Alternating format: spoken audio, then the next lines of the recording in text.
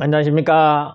반갑습니다. 지금 새마을금고, 신협, 수협, 저축은행에서 부실채권을 대부업법인에게 다이렉트로 매각을 하고 있습니다. 정부에서 올해까지 부실채권을 정리하라 하는 특명이 떨어졌기 때문에 이 금융기관에서는 지금 부실채권을 매각할 수밖에 없어요. 그래서 우량 부실채권 물건이 지금 넘쳐나고 있습니다. 그리고 지금이 부실채권의 투자 호기다라고 보시면 되겠어요. 그래서 지금 부실채권을 투자하시면 경제적 만족을 누리고 투자 수익을 상당히 높게 올릴 수가 있습니다. 지금 투자가 적기이기 때문에 반드시 꼭 공부하셔가지고 투자를 해보시기를 바랍니다. 이번 시간에는 2024 타경 2491 직접 부실채권을 투자한 물건인데요. 이 사례를 들어서 우리가 왜 투자해야 되는지 알아보고요. 그리고 채권 행사 권리금액을 어떻게 계산하고 투자 방법이 어떻게 되며 그리고 수익률은 어떻게 되는지 세부적으로 알아보는 시간을 갖도록 하겠습니다. 저는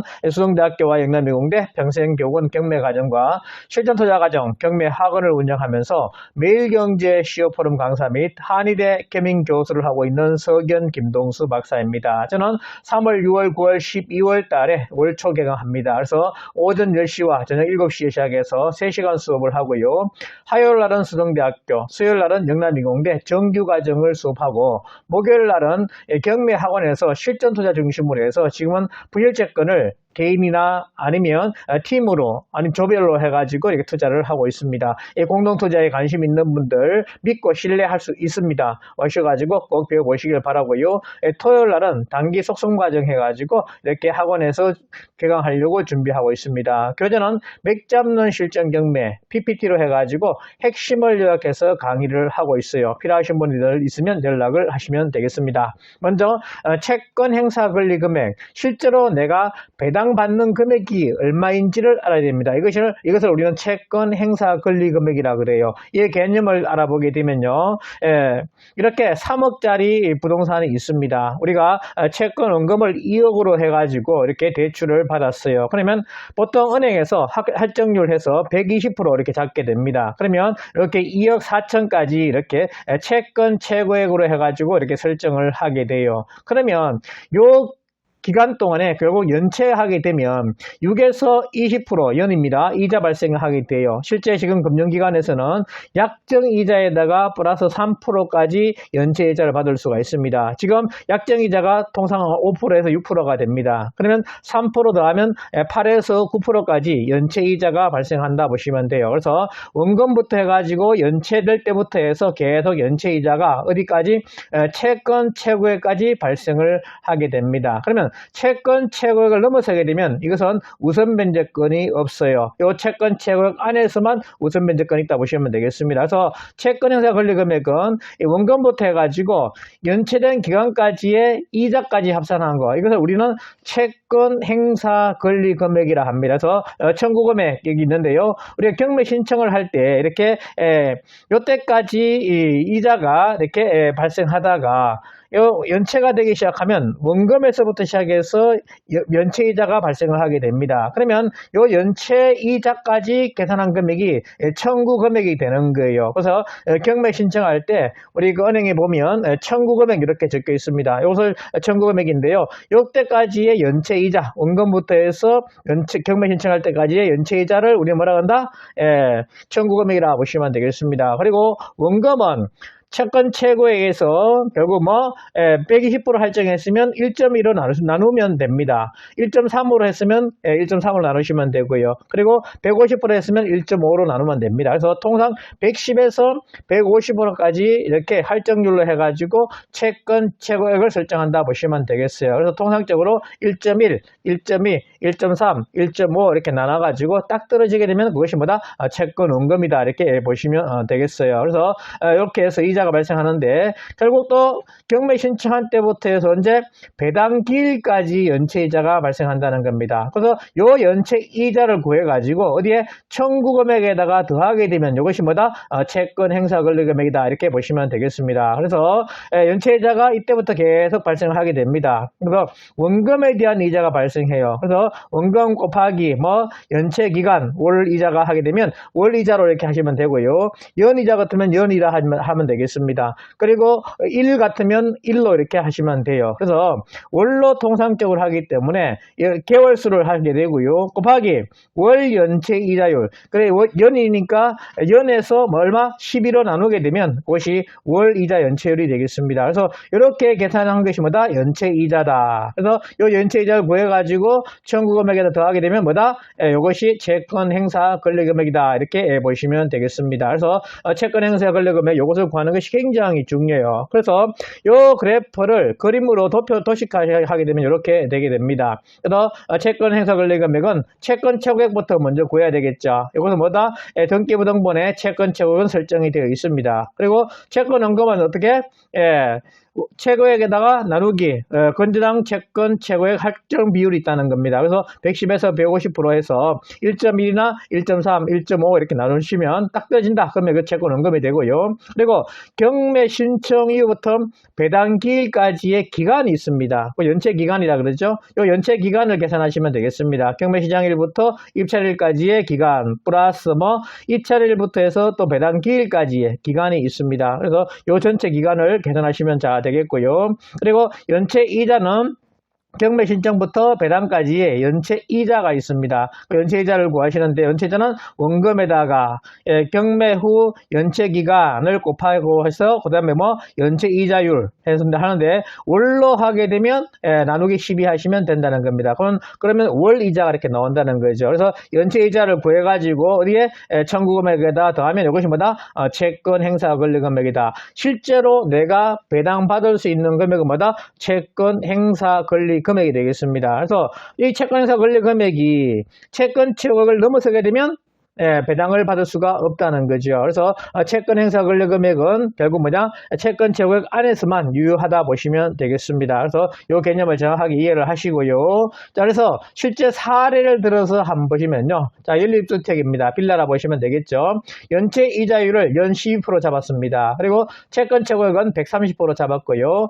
낙찰일부터 배당기일까지는 2개월 소요한다라고 정했습니다. 그래서 경매 비용이나 재우선 변제금 등 1순위 건전항보다 우선 변제금은 없는 것으로 보고 이렇게 보시면 일반적인 내용이 이렇게 되어 있는 겁니다. 사건 번호가 있고요. 그리고 연립주택으로 해서 있습니다. 그리고 입찰 방법 기일입찰이고 채권 최고액 4억 6,800이 이렇게 되어 있습니다. 그리고 청구 금액은 어디까지 연체되고 나서 경매 신청할 때까지의 청구 금액은 4억이 되겠습니다. 그리고 1차 경매 진행, 2차 경매 진행 이렇게 되었다는 거죠. 낙찰가가 6억 2,356만 9천 원이 이렇게 89.6%, 89.08%입니다. 이렇게 낙찰되었다고 가정하게 되면요. 자, 실제로 채권 행사 권리 금액이 얼마냐? 자, 계산한 방법 첫째, 채권 최고액을 계산한다는 거죠. 그래서 등기부등본에 있으니까 4억 6,800이 됩니다. 그리고 원금을 구해야 되겠죠. 자, 원금은 어떻게? 4억 6,800 나누기 1.1, 1.2, 1.3 딱 나누면 되는데 1.3으로 한다고 했습니다. 그래서 1.3으로 해가지고 나누시게 되면요. 3억 6천이 나옵니다. 그래서 채권 원금은 얼마? 3억 6천이 나왔어요. 그래서 총 연체 기간은 언제? 경매 개시 결정이 18년 8월 17일 날 이렇게 되었습니다. 이때부터 해서 매각기일이 19년 4월 24일 날 매각됐다는 거죠. 이때부터 2개월 배당기일이 있다는 겁니다. 그래서 총 하게 되면 2018년 8월 17일부터 2019년 4월 28일까지 8.2개월이다 이렇게 보시면 되겠어요. 날짜는 30으로 나눠가지고 하면 되겠습니다. 그래서 8.2개월 이렇게 나왔고요. 그리고 2개월 더하게 되면 10개월이 된다 보시면 되겠습니다. 10.2개월이 자 되겠죠.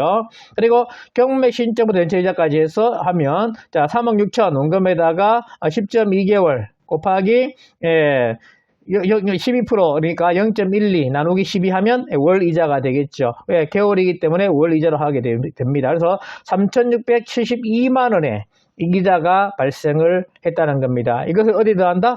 청구 금액에다 더하게 되면 이것이 뭐다? 채권 행사 권리 금액이다 이렇게 보시면 되겠습니다. 그래서 채권 행사 권리 금액은 4억 3,600 77만 7,497원이 되겠죠. 그래서 실제 채권 최고가 얼마? 4억 6,800입니다.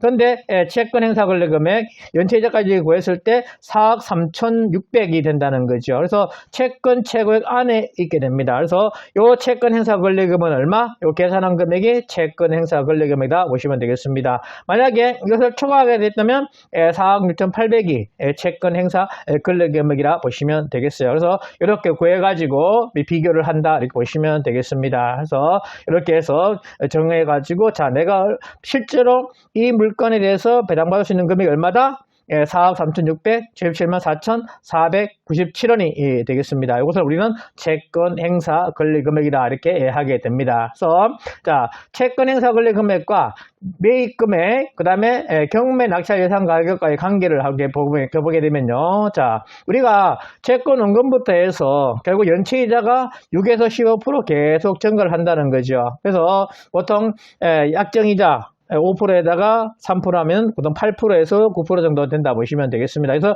채권 최고까지 연체이자가 계속 올라간다는 거예요. 근데 채권 최고를 넘었으면 의미가 없는 우선 변제권이 없는 상황이 됩니다. 그래서 이 범위 안에까지만 우선 변제권이 있다 보시면 되겠어요. 그래서 우리가 자 1번부터 해가지고 채권 행사 그러면 위치가 여기입니다. 그리고 5번 위치도 있을 수가 있겠죠. 그래서 1번, 2번, 3번, 4번, 5번으로 이렇게 있다 하게 되면 우리가 채권 행사 권리 금액과 경매 낙찰 예상 가격 이것을 정확하게 파악하는 게 중요해요. 만약에 경매 낙찰 예상 가격이 여기 있다 그러면 결국 이것은 의미가 없는 겁니다. 제일 중요한 것이 뭐다? 낙찰 금액이 얼마냐? 다른 사람이 이 물건을 얼마에 과연 낙찰받을 것이냐? 이것을 파악하는 것이 굉장히 중요하다는 겁니다. 그래서 경매 같은 경우는 내가 그냥 입찰 금액 적어내면 그것서 끝나죠. 근데 우리는 이것이 아닙니다. 배당을 받든지 채권을 통해 가지고 유입, 그리고 소유권을 취득할 때 결국 채권 행사 권리 금액 도 중요하지만 경매 낙찰 예상 가격 이게 굉장히 중요한 그런 상황이 됩니다. 그래서 정확하게 파악을 해야 되겠고요. 그래서 채권 행사 권리 금액이 1번부터 5번까지가 있는데 투자자 배당. 자, 내가 배당을 받고 나올 경우는 어디에 위치하는 것이 좋을 것이냐 하는 문제입니다. 경매 낙찰 가격은 채권 최고액을 넘어선다 이렇게 예정하게 되면요. 자, 1번에 있으면 좋겠습니까? 5번에 있는 게 좋겠습니까? 우리가 계속 연체이자를 계속 받을 수 있으니까 어떻게 해요? 1번에 있는 것이 좋겠죠.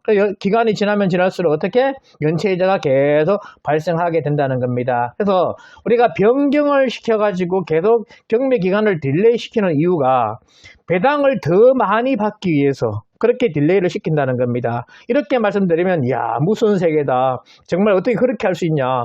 뼈를 완전히 다 갉아먹는 빨아먹는 이런 상황이 되는 거 아니냐라고 이렇게 하는데 이 채권 세계가 그런 세계입니다. 그렇기 때문에 내가 만약에 배당을 많이 받을 수 있다 그러면 기간을 딜레이 시켜가지고 채권 최고까지 차게 이렇게 만든다는 겁니다. 근데 채권 최고액 넘었으면 의미가 없기 때문에 결국 이렇게 해서 끝까지 이렇게 변경시키든지 해가지고 기간을 딜레이 시킨다는 거 꼭 말씀드립니다. 그래서 이런 경우는 얼마? 1번에 있을 때가 좋다 이렇게 보시면 되겠어요. 근데 만약에 내가 투자자 유입해가지고 내가 실제로 낙찰받겠다 할 경우는 1번부터 5번까지 중에 어디 있는 게 좋을 것이냐? 아무래도 5번에 있는 가까이 있을 때가 좋겠죠. 그래서 거의 다 찼다 싶으면 빨리 경매가 진행을 시켜야 되겠죠. 그래서 만약에 질권 대출 해가지고 이렇게 해서 연체이자가 좀 높다 그러면 계속 딜레이를 시키면 수익이 굉장히 커지는 상황이 되기 때문에 딜레이도 가능하다 이렇게 보시면 되겠습니다. 제가 최근에 낙찰받은 물건이 있는데 부실채권을 매입하는 물건이 있습니다. 이거를 결국 딜레이를 변경을 시켜가지고 딜레이를 시켰어요. 왜? 더 배당을 받을 수 있는 상황이 되기 때문에 그렇게 한다는 겁니다. 그래서 투자 유입 때는 5번 위치에 있으면 좋다 하는 거 꼭 기억을 하시고 가시면 되겠습니다. 그래서 배당 받을 때는 1번에 가까운 것이 좋고요. 내가 낙찰 받을 경우는 5번에 가까이 있는 것이 좋다 하는 거 꼭 기억을 하시면 되겠습니다. 그래서 자 실제 아까 물건 2024 타경 2491 물건을 보시게 되면요. 아파트입니다. 아파트인데요. 우리가 지금 5억 500의 감정 금액입니다. 근데 5억 1000을 이렇게 적었지요. 이렇게 적게 되면 야 어떻게 100%보다도 더 높게 적냐. 아 이 사람 실수했다. 아마 포기할 거야 라고 이렇게 생각을 한다는 겁니다. 그런데 2등도 보면 얼마입니까? 4억 5,800 이렇게 적었어요. 2등하고 차이가 어마무시하게 많이 났죠. 왜 이렇게 났느냐? 결국 우리가 부실채권을 투자하신 분 같은 경우는 부실채권을 투자했구나 라고 이렇게 생각을 한다는 겁니다. 이런 경우에 양도소득세를 상당히 줄일 수가 있어요. 자, 왜 그런지 보시게 되면요. 자, 등기부등본 현황이 이렇습니다. 자, 건주당이 글로리 대부 있습니다. 제가 운영하는 회사가 되겠습니다. 그래서 5억 6,280만원, 자, 채권 채급으로 이렇게 했고요.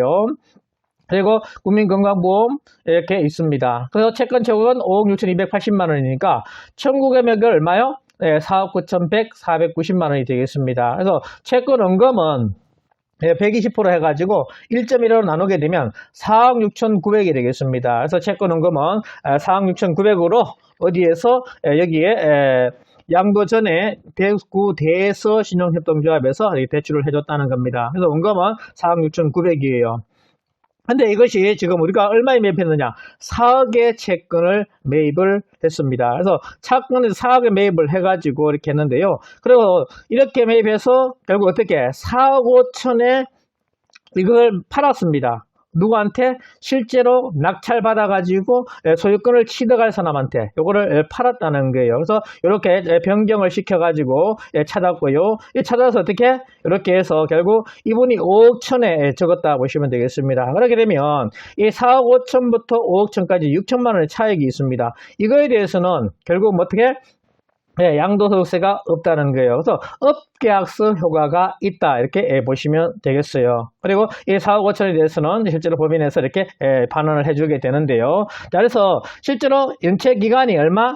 2024년 6월 13일부터 해서 언제 2025년 4월 3일 날 낙찰됐습니다. 9.67개월이 된다는 거죠. 그래서 채권회사 권리금액은 4억 9,149만, 이것이 얼마? 이것이 청구금액이 되겠습니다. 이렇게 청구금액 돼 있죠. 여기다가 결국 언제? 연체 기간까지의 겸해 신청 때부터 해서 연체 기간까지 이것이 얼마? 9.67개월이 된다는 겁니다. 곱하기 0.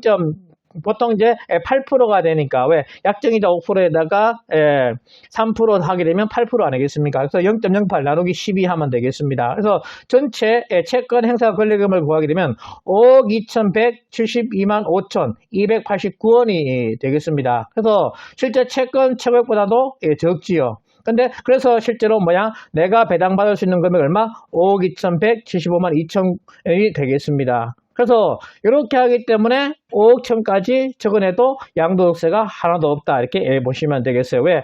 채권회사 권리금액이 있기 때문에 그렇습니다. 그래서 이 소유권 취득자 이득은 4억 5천으로 요 채권을 매입을 했다는 겁니다. 그래서 5억 천으로 이렇게 하니까 요 구간에 대해서는 뭐가 없다? 양도소득세가 없다 보시면 되겠습니다. 그래서 업계약서의 효과가 있기 때문에 실제로 이 부실채권을 매입을 해가지고 결국 이찰 금액을 최대로 적게 되면 양도소득세가 하나도 부과되지 않기 때문에 업계약서 효과가 반드시 있다는 거예요. 그래서 부실채권 그러면 사기꾼들이 하는 거다 이렇게 생각을 많이 하게 됩니다. 근데 절대로 이거 사기꾼이 아닙니다. 이거는 합법적으로 내가 저렴하게 부동산을 투자할 수 있는 방법이다 보시면 되겠어요. 그래서 나중에 매각할 때 업계약서 효과가 있으니까 양도소득세도 상당히 많이 줄일 수 있는 이런 사항이 된다는 겁니다. 그래서 이 부실채권 물건이 지금 많이 나오고 있는 그런 사항이다.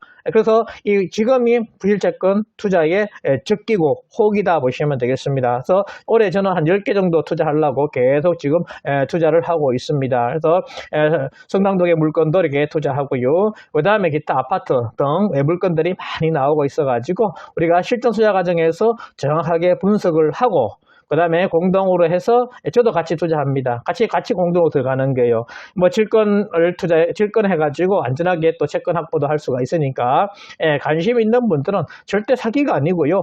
정직하게 노력해서 공부해가지고 수익을 올리는 것이 뭐다? 이 부실채권이다 보시면 되겠습니다. 그래서 관심을 꼭 가지시기를 바랍니다. 지금이 10년 만에 찾아온 부실채권의 혹입니다. 그래서 관심을 가지시고 꼭 공부를 하시기를 바랍니다. 머뭇거리고 하셨던 분들 연락하셔가지고 같이 공부해서 수익을 올리시길 바랍니다. 저는 저한테 돈 투자한다 그러면 절대 안 받습니다. 같이 분석해서 같이 투자해라. 그래야지만 실패하더라도 남는 것이 있고요. 그리고 그것이 나의 자산이 될 수가 있습니다. 앞으로 또 이런 기회가 또 있을 거 아니겠습니까? 이런 기회 때 내가 아는 만큼 투자를 할 수 있다 보시면 되겠어요. 그래서 관심을 가지시고 같이 투자해 보시기를 바랍니다. 오늘은 부실채권, 실제 물건을 가지고 채권 행사 권리 금액, 그리고 수익 어떻게 올리느냐, 안전한 투자 어떻게 하느냐, 이런 구체적인 방법까지 강의를 하였습니다. 끝까지 강의 들어주셔서 감사합니다. 수고하셨습니다.